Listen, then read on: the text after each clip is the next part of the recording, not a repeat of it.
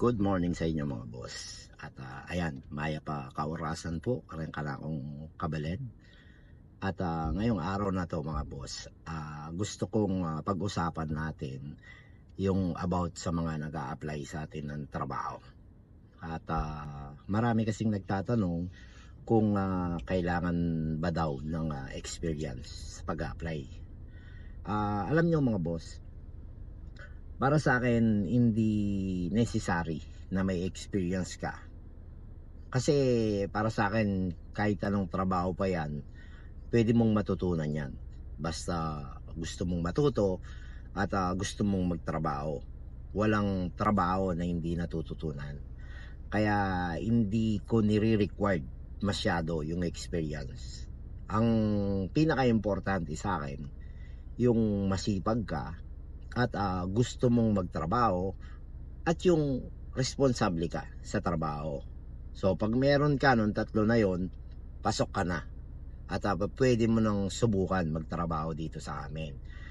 At hindi kasi natatapos dun sa experience lang yung pag-evaluate natin ng mga kandidato, no? Kasi ako marami akong mga tinanggap na trabahador na hanggang ngayon kasama namin na walang mga experience. Nakita nyo naman yung mga pinakita natin sa inyo na mga nagpo-forklift. Nung dumating sa atin yon, walang alam gawin yon. Hindi nila alam paano mag-operate ng forklift. Pero ayun na nga, ngayon tignan nyo naman, kumakamada na, nagbababa na, magaling na sila at alam na nilang i-operate lahat ng klaseng equipment. Yun ang pinaka-importante sa akin, yung willing kang matuto. Kasi alam ko na matututunan mo kahit anong trabaho. So, mapunta naman tayo mga boss dun sa mga kapatid nating driver na gusto ring sumubok na maging driver dito sa atin at nagtatanong din kung kailangan ng experience. So, ganun din mga boss, para sa akin, basta marunong kang mag-drive, may basic driving experience ka actually, nakakapag-drive ka ng diretso, nakakapag-park ka, okay na sa akin yun. Kasi yung pagdadrive mga boss, matututunan mo yun. Marami akong kasamahan marami kaming mga driver dito na dito na kami tumalas mag-drive. Dito na sa klase ng trabaho na meron kami. Matututunan mo yan.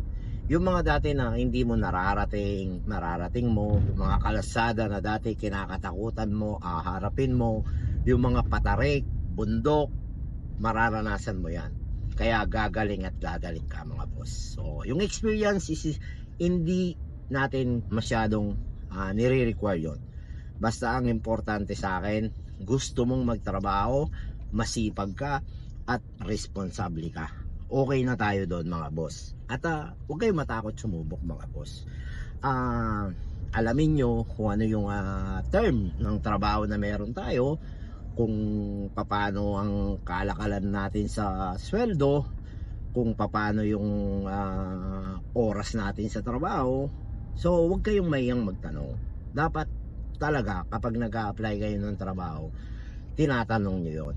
Kasi maraming nag-a-apply sa atin na medyo nag-aalanganin siguro dun sa mga term na meron tayo sa trabaho na hindi naman nila tinatanong kung papaano yung sistema natin. So sure ako, kapag napaliwanag ko sa inyo ng mabuti yung sistema natin sa trabaho ay magugustuhan nyo.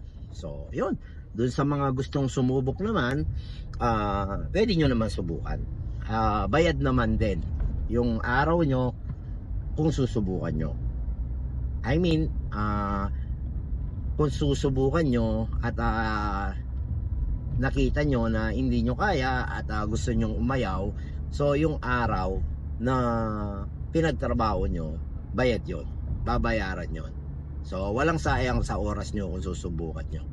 So ayun lang mga boss, yung paglilinaw ko ng konti dun sa mga nag-a-apply sa atin ng trabaho, para din hindi na sa chat tayo nagtatanungan. So gumawa na tayo ng video para din isa ang sagot na lang dun sa lahat ng mga nagtatanong o may concern about experience. So yan lang mga boss, at good luck sa mga walang trabaho. Sana makakita kayo ng magandang trabaho. At doon naman sa mga gusto sumubok sa atin, ayan, good luck din sa mapipili natin. So hanggang dito na lang muna yung vlog natin sa araw na to mga boss, at mag-iingat kayo palagi.